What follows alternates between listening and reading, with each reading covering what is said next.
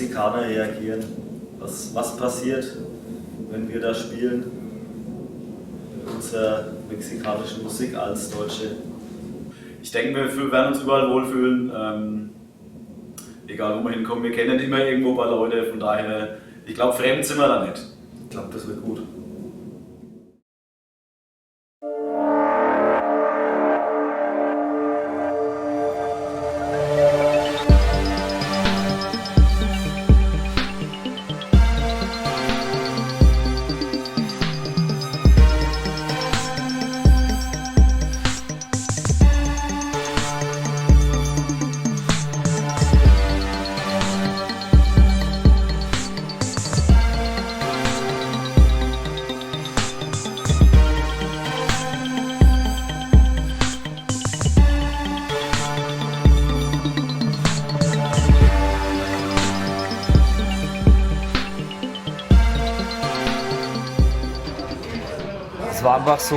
Das war einfach so unglaublich irgendwie, wie sich das so über die Tage dann so, wie du halt so einfach dann so langsam gemerkt hast, okay, jetzt geht's echt los halt jetzt.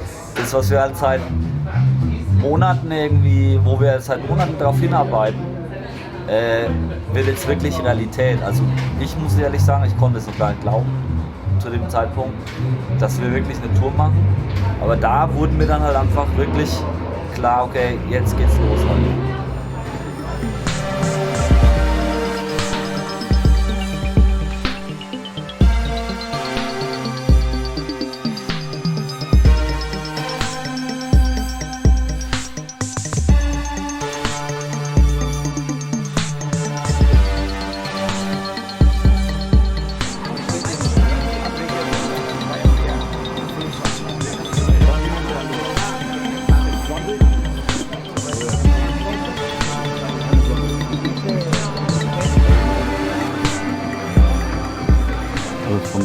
Von Sicht der Reporter hat es bestimmt ausgesehen wie das letzte Abendmahl. Wir hatten ja so einen Typen in der Mitte, der sah aus wie Jesus. Und wir waren halt zu 10 oder wie viel wir da gesessen waren, noch außen rum mit unseren roten Anzügen, haben Schuhe gekriegt. Die hier. Und Pulque getrunken. Der größte Eindruck war diese Kleine mit Mama und Papa. Und der Kleine kennt schon die Pistoleros und die Lieder. Ein Kleiner, wie alt war er ungefähr? 4, 5 Jahre alt ungefähr. Und das Interview war auch sehr lang. Also mich hat sehr überrascht, dass der Medienrummel so groß war. Wie so ein Fußballinterview fast. Also ich habe mich gefühlt wie so ein Fußballer Bundesliga. Vor einem standen die Flaschen von der Werbung und die Schuhe standen auf dem Tisch als Werbeanzeiger quasi.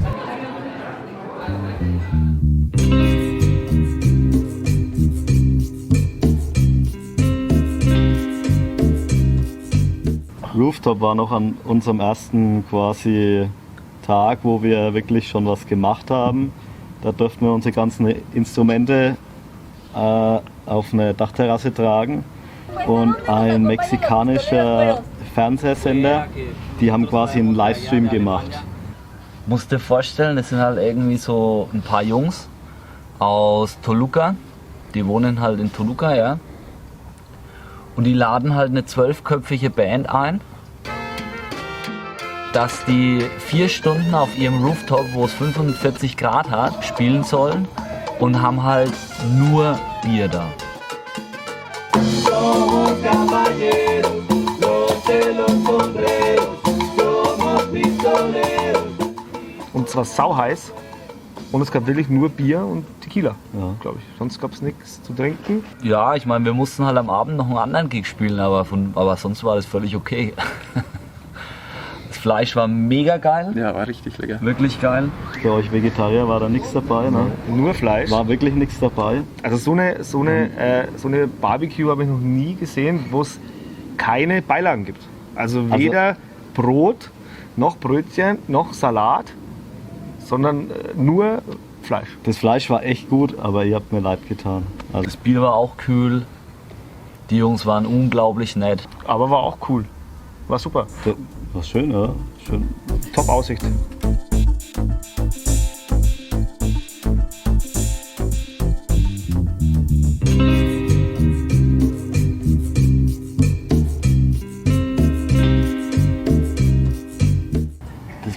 schon der Wahnsinn, wie wir da reingefahren sind. Fährst also aus Mexiko-Stadt raus, über die Hügel drüber. Bist dann in diesem hochebenen Wald und dann fährst du runter in dieses Tal, ja. Und bist dann auf einmal in einer komplett anderen Stadt.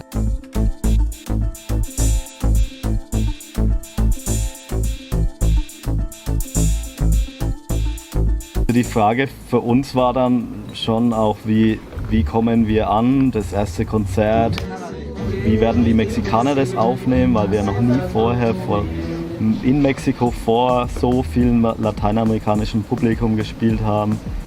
Ja, der Laden war die Comfort Bar in Metepec. War ja relativ kleiner Laden, total gemütlich im Endeffekt. Es war sehr, sehr niedrige Decke. Wir waren schon auch sehr, sehr gedrängt und haben das aber musikalisch, haben wir uns ziemlich schnell eingegroovt. Da war unglaublich geile Street Art hinten dran. Also der hat sich da wirklich geile Jungs eingeladen, die die Bar mitgestaltet haben. Das Backstage war größer als der Raum, wo der Auftritt war. Eigentliche, ja. Als der eigentliche Raum. Ja. Und wir haben davor noch ein bisschen uns hingestellt, in richtig schönem Licht, so blau mit unseren blauen Anzügen. Haben ein bisschen schick ausgeschaut. Posiert. Sau geil haben wir ausgeschaut. Meiner Meinung nach waren die blauen Anzüge Fehlentscheidung. War viel zu heiß, weil der Laden an sich hat er schon 55 Grad gehabt, ungefähr. Also spätestens bei Loca, glaube ich, das war dann so das 7. Lied oder so, sind die Leute immer mehr hergekommen.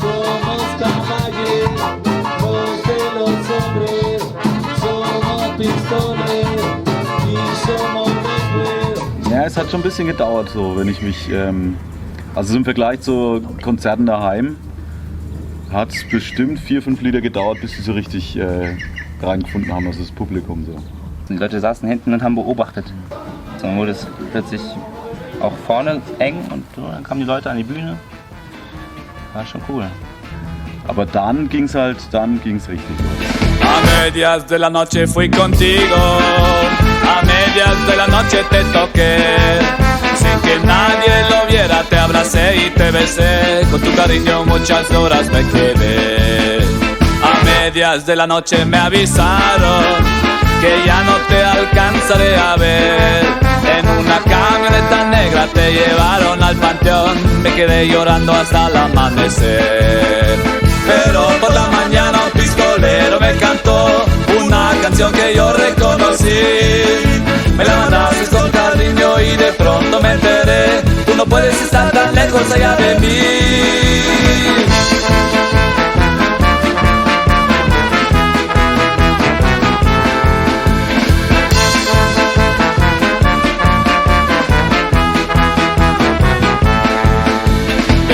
Con las ganas de volverte a buscar, pero entonces de repente lo noté.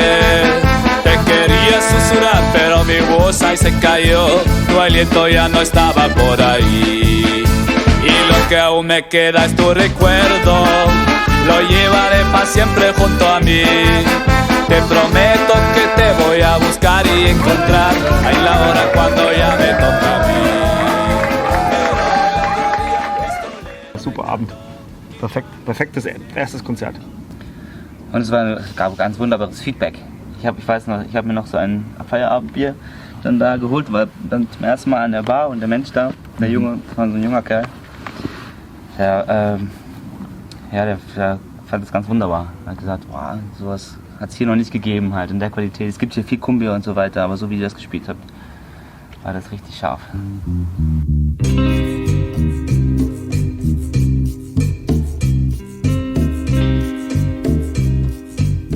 Es geht da so runter in den Keller und es ist alles aus Beton. Es gab keine Lüftung. Es waren noch so teilweise so Pfützen da. Es war mega stickig. Was auch erstaunlich ist, habe ich noch nie gemacht, vor einem Publikum zu spielen, das so abgesperrt ist mit so mit so Sperrband, mit einer Absperrband.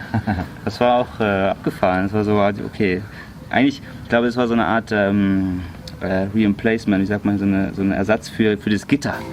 was eigentlich die Künstler davor schützt, dass sie mit Eiern beworfen werden und mit Glasflaschen. Ja, und das Geile war halt der Moment, wo, ich glaube, was war denn das? Medias de la Noche oder so, sagt der Gurov einfach zu mir, ey Hannes, rupf das Ding runter bitte, tu mir den Gefallen. Und ich gehe halt vor und reiß das Ding runter und das war glaube ich das Lied, wo dann die Leute auf die Bühne gestürmt sind und ja, und auf einmal waren wir halt irgendwie nicht mehr 10, sondern, keine Ahnung, 40 Leute auf der Bühne, also das war halt schon geil. Was ein unheimlicher Gänsehautmoment war halt einfach Dime si me quieres, wo der komplette Laden einfach von vorn bis hinten mitgesungen hat und also das war unheimlich geil.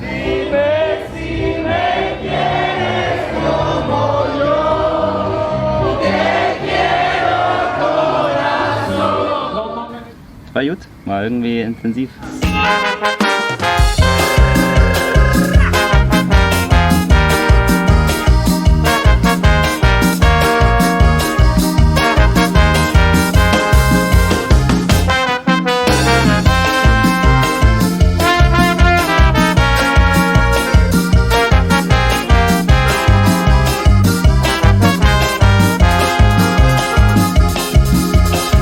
Estaba diciendo mi muchacha cuando nos vemos y me miras con todo tu amor.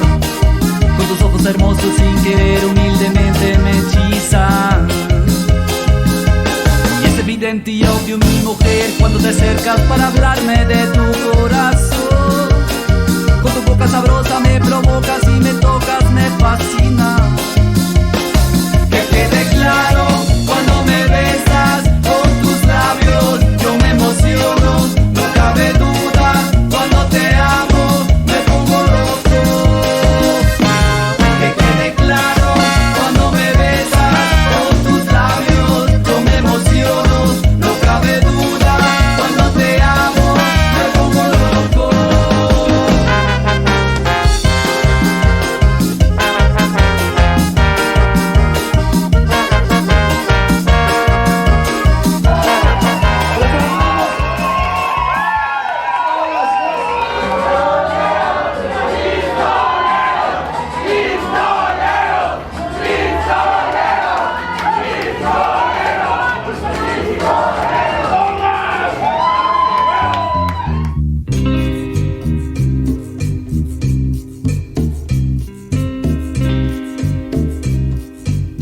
Puebla war meine erste Gig in Mexiko, 1978. In Puebla sind wir mit dem Bus hingefahren.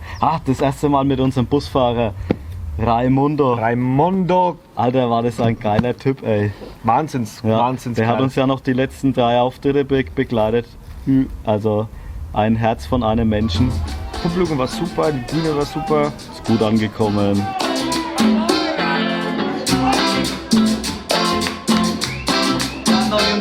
Das war wirklich, wo ich sage, echt eine coole Location. Also echt krass.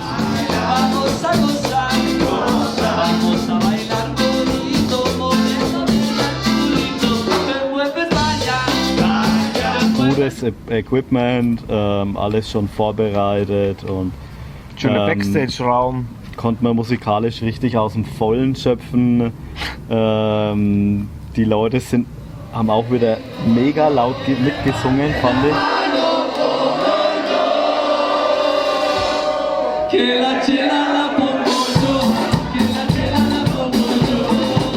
Puebla ist einfach das Heimspiel, ja, für die Pistoleros. Puebla ist Familie Landero, Puebla ist Cholula. Wir haben da sau viele Freunde. Wir haben da in einem Laden gespielt. Das ist irgendwie das mexikanische SO36, ja. Richtig schöner kleiner Laden mit 500 Leuten ungefähr. Und der Laden war halt irgendwie nicht gerammelt voll, aber es hat sich trotzdem so angefühlt, weil die Leute halt so dermaßen motiviert waren, halt bis zu den Haarspitzen.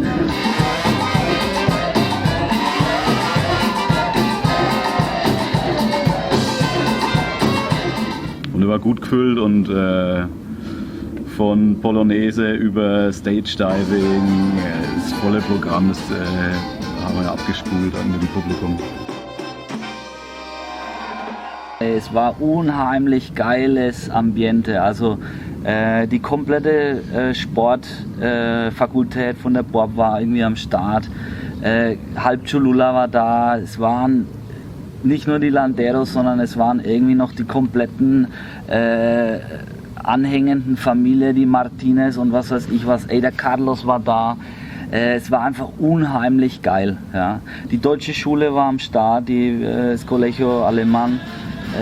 Es war unglaublich geil.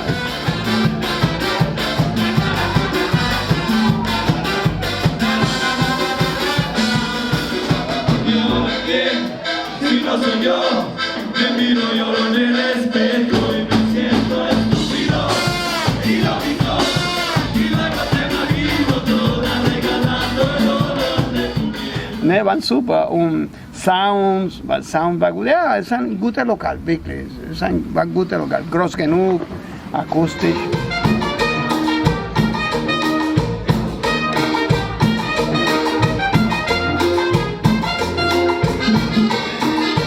Für mich einer der euphorischsten Momente nach dem Konzert im Backstage. Waren irgendwie alle völlig euphorisiert, weil es ein geiler Gig war, weil alle gut drauf waren und es war die halbe Familie Landero.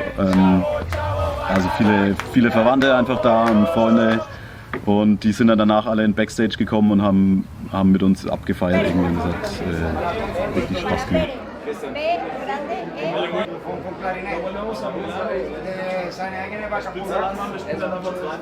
Backstage richtig schön groß, eigene Toilette sogar im Backstage. Wow, das habe ich gefeiert. Polster.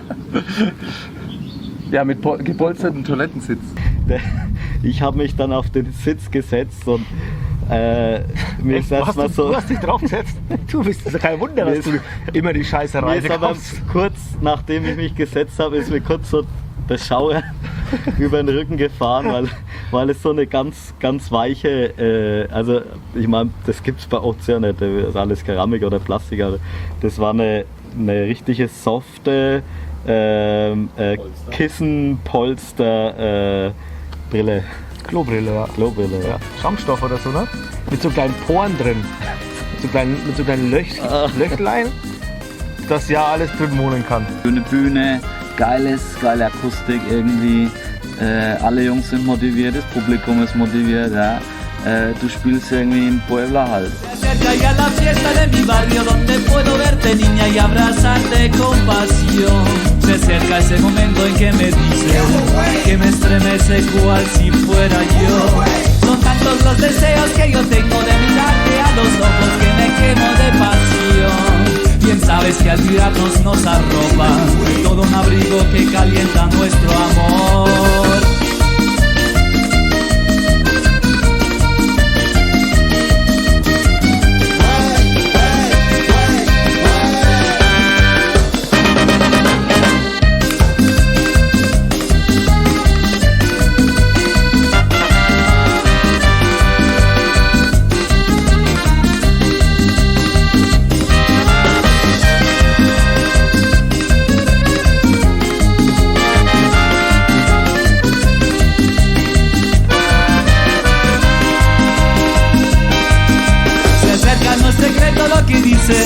Que me amas cual si fuera yo todo un animal, pero no es cierto, pues me tratas dulcemente.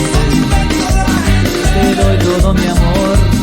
Son pinches celos los que sienten, pues no tienen a quien darle un beso, un abrazo, un adiós. Por suerte te quiero. Puebla, muchas gracias.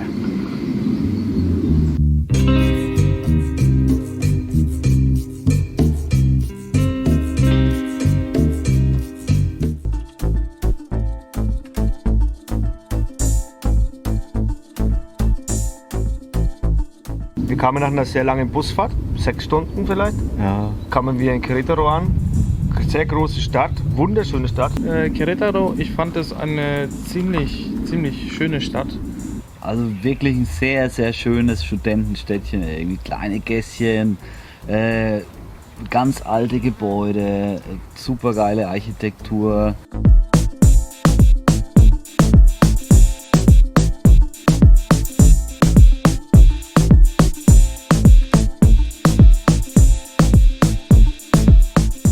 Song sind wir erstmal so ein bisschen, war noch ein bisschen geflasht vom Vorabend, war noch ein bisschen fertig vom Vorabend und so. Und dann kommst du da hin und dann siehst du so eine kleine Location und denkst dir so, wow, wie sollen wir hier spielen? Gleich hier vorne ist der Raum, in dem wir heute Abend spielen. Er ist ungefähr genauso groß wie der Bus. Also mein Wohnzimmer ist größer. Ja. Als dieser. Das ist so ein kleines Wohnzimmer gewesen. Also eine kleine Bar nebendran und wir haben einfach an einer Seite gespielt. Absolutes Kontrastprogramm zu gestern. Gestern hatten wir einen Drumriser, der groß genug war, dass Timbale, Conga und Schlagzeug drauf gepasst haben. Heute ist die Bühne und die Bläser noch. Aber ja, man adaptiert sich dann einfach irgendwie sehr schnell immer an die Locations. Wie können wir ein bisschen abbauen, dass wir akustisch spielen können oder so. Und dass haben es nicht dann, so laut wird. Ja, dass es nicht so laut wird, damit dem Thomas seine Glocke nicht so das ganze Ding zerhackt. Der die Mezcal-Flaschen platzen lässt. Hinter der Bar. Und dann war es aber genau das Richtige. Hat einfach genau gepasst. Die Leute, die da waren, haben alle mitgemacht und war echt schön. Ja, der Laden war natürlich bis zum letzten Platz voll, hat gebrummt. Die Leute sind auf der Straße gestanden, haben reingeguckt, haben draußen auf dem Gehsteig noch getanzt irgendwie. Haben durchs Fenster reingeguckt, weil sie drin keinen Platz mehr gefunden haben.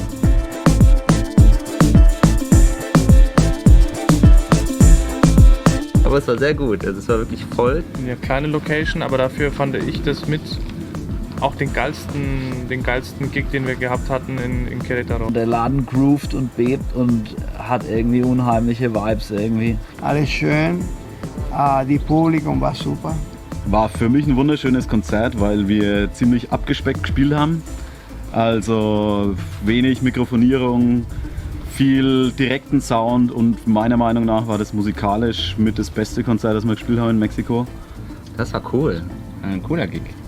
Das Publikum war sehr nah dran, das sind für mich immer die schönsten Konzerte, wenn man nah am Publikum ist und direkt in Kontakt tritt mit denen und ständig irgendwie Blicke austauscht. Das war dann einfach ein richtig schöner Gig. Wir haben in normaler Lautstärke, in Wohlfühllautstärke gespielt und die Leute haben getanzt.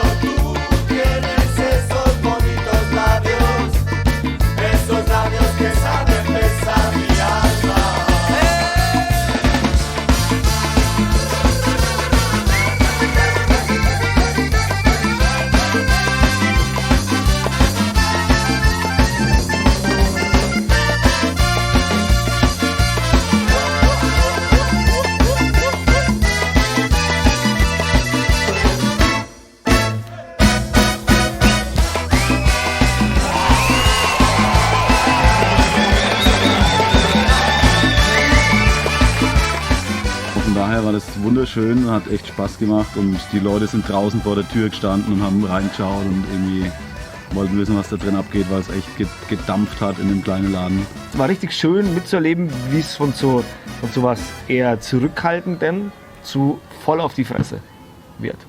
Und es hat jedem gebockt. Und ich glaube, es war der einzige Gig, wo der Guru de Vuelvamelos richtig gespielt hat.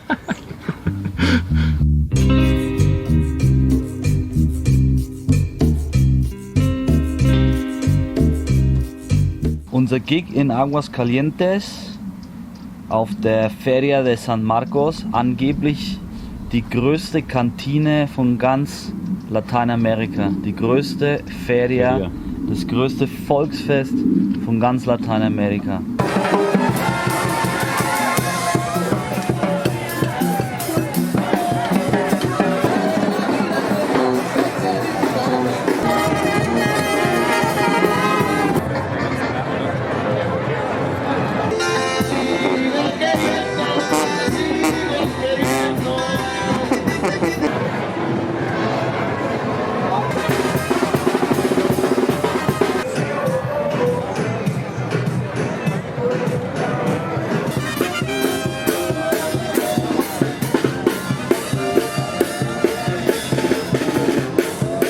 super Erfahrung, super große Fest. Sind wir nochmal durch so einen schönen Park durchgelaufen. Wir mussten sauweit unsere Instrumente tragen. Da waren diese Typen, die von diesem Pfahl sich runterschlängeln. Da haben sich Typen an den Pfahl hingebunden, fünf Stück. Und die wurden da hochgezogen, aber nur an den Beinen festgemacht. Ja. Also die sind dann so immer im Kreis, haben die sich gedreht, nur mit einem Seil an den Beinen und haben dann oben im Fliegen das Musizieren angefangen, haben mit Flöten da gespielt und dann wurden die wieder runtergelassen. Also da haben die Norteños del Rock gespielt. Auf der Straße? Auf der Straße. Dass so eine Band halt uns da auch dorthin lässt und uns spielen lässt. Ich kann mir nicht vorstellen, dass bei uns sowas funktioniert. Nee. Aber die ist einfach, okay, cool, kommt, wir spielen, ist halt übelst geil und so. Ne? Und da ist kein Neid da, die finden es einfach nur geil, dass wir uns da halt hinstellen und denen ihre Musik spielen. Also es war unglaublich, ne? Also das war Gänsehaut irgendwie. Hinter uns war ging es nochmal so eine hohe Stufe hoch, da sind die Leute gestanden, rechts und links, vorne bis zum nächsten Haus, also echt die ganze Straße voll. Señores y señoras, aquí los pistoleros güeros desde Alemania. Es un gustazo estar aquí en esa feria y muchas gracias a los norteños rockeros. Un aplauso para esa banda chingona. Sí, gracias. Así que, como decimos en Alemania, Prost, Salud. Ya me gustó más la chela de aquí que la de allá. Und sagt anders, wie aus Deutschland sind und jetzt da spielen. Und die sind nicht klargekommen zuerst. Ja. Alle, ich habe nur Handys gesehen zuerst.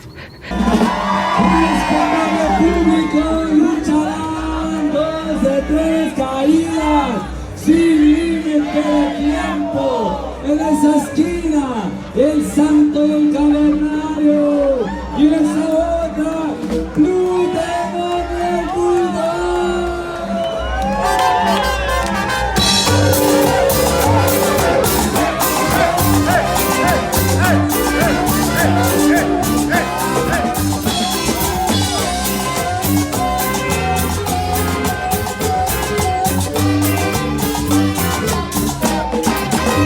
La arena estaba de boca en boca, la de la emoción, luchaban los cuatro rudos. Das war wie so eine Arena und da mussten wir uns tatsächlich so ein bisschen beweisen. Bei den anderen hatten wir unsere Fans und so und ein paar Leute, die uns sowieso unterstützt haben, aber da war so eine gewisse Skepsis da von vornherein.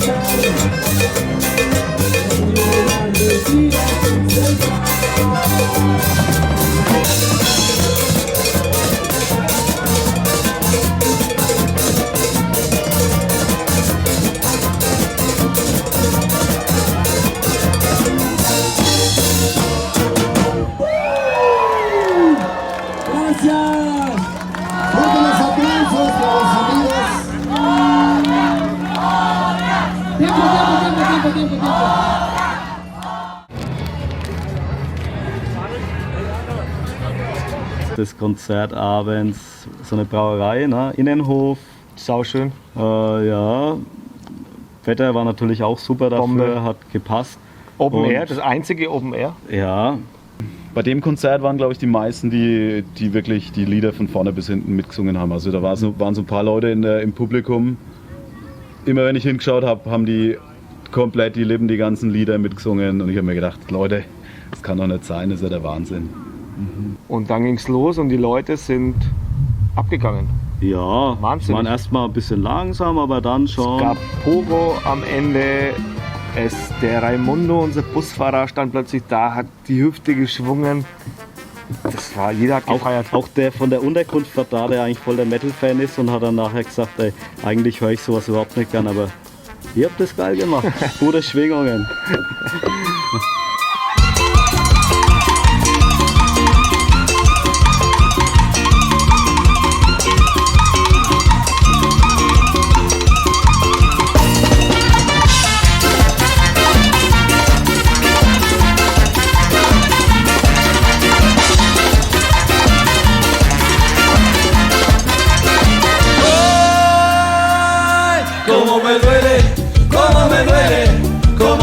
duele que te saquen a bailar.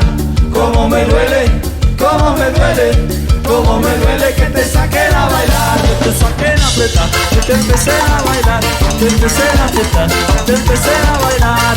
Cómo me duele, cómo me duele, cómo me duele que te saquen a bailar.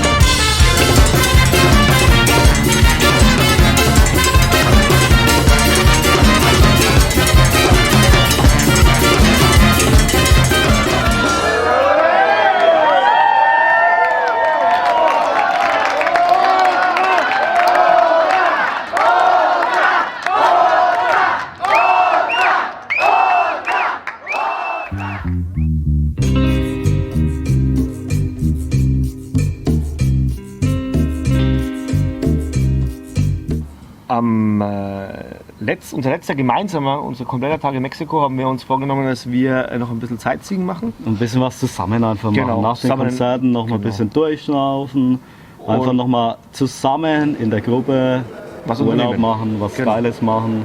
Und dann haben wir uns dazu entschlossen, dass wir nach Xochimilco fahren. Ja. Das ist ein Stadtteil von Mexico City, in dem es ganz viele Kanäle gibt. Genau, das ist ja wie so ein Sumpfgebiet. War ja früher eine Insel und da gibt es eben viele Kanäle und so. Und lange Boote kann man sich mieten.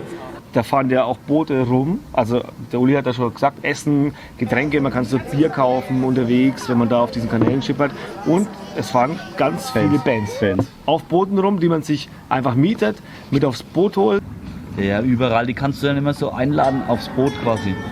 Die stehen dann draußen, dann fährst du vorbei und dann sagst du, hey, wie viel willst du denn für 3 Liter? Dann sagen die 5 Euro, alles klar. Dann lädst du die mit ein und dann spielen die halt irgendwie einen auf. Wir haben halt auch Songs gewählt, die wir können, haben wir mitgesungen und war schon gute Stimmung. Auch für die überraschend, dass wir so gut mitsingen. Es sind doch Gueros, ey. Ja, das wieso können die Sachen so? Morris hat seine Trompete dabei. Stimmt. Und du hast gesungen, ich habe mit dir ein Lied gesungen. Ja, die Jungs auch hat gefreut, die Jungs auch, die Musiker, aber konnte auch singen, konnte auch spielen. Ja, war eine gute Zeit. Und am Schluss war es eigentlich so, dass die Videos von uns gemacht haben. also die haben uns mehr gefeiert als wir sie. Noch mehr. Ja, wir haben halt viel mitgesungen und getanzt. Ne? War eine Stimmung auf dem Boot. Die haben die ganzen Lieder gespielt, die wir auch können. Es ging nur noch ab. Das war Wahnsinn. War eine super Bootsfahrt.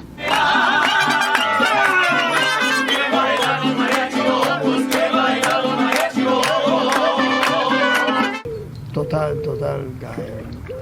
Verschiedene Musik, die verschiedene mexikanische Kultur sind alles da. Sogar der Leandro hat mitgesungen.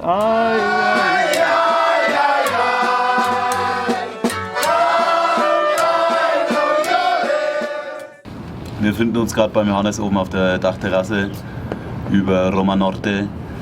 Die Tour ist zu Ende, die ersten sind schon eingeflogen, Leandro und Araceli. Heute fliegen wir zurück, Uli, Thomas, Daniel, ich. Es war für mich mit Abstand die beste Tour, die ich jemals gemacht habe. Mit den Pistoleros macht so viel Spaß, es ist wie eine Familie. Was ich auch sehr schön fand, war vom Vacas Verdes ist auf einmal so ein kleiner 5-jähriger Junge angekommen, der uns einfach nur abgefeiert hat, der alle Lieder gekannt hat und sich gefreut hat, wie ein Schnitzel einfach uns zu treffen. Also das Geilste für mich war, als plötzlich in Aguascalientes unser Busfahrer, der eine saucoole Socke war, so im Publikum steht. Wir haben im Durchschnitt mehr Bier getrunken, als wir Stunden geschlafen haben. Also Leute, es war der absolute Wahnsinn. Die Party, die Fiesta hier in Mexiko, das war einfach überragend. Die Band war sensationell. Wir haben hier in Lateinamerika so verdammt gegroovt. Das rückblickend alles betrachtet war das eine Riesennummer. Also es war richtig groß, es war fett, es hat Spaß gemacht. Es hat einfach so gegroovt. Das hätte ich nie geglaubt. Also ihr seht, die Socken sind durch, die Klamotten sind dreckig. Ich würde sagen, wir haben die Scheiße fett gerockt. Ayer me fui caminando por la calle, me encontré una muchacha y nos pusimos a bailar. Me preguntó si me quedo con ella, le dije que soy ranchero, que yo no soy pa' una sola. Ya empezó a llorar la chaparrita, dijo que soy mujeriego, que también soy andariego. Después se le dije, oye chiquitita, lo que importa son mis compas, solo estoy pa' unas horas. Ay, ay, ay, yo soy un ranchero.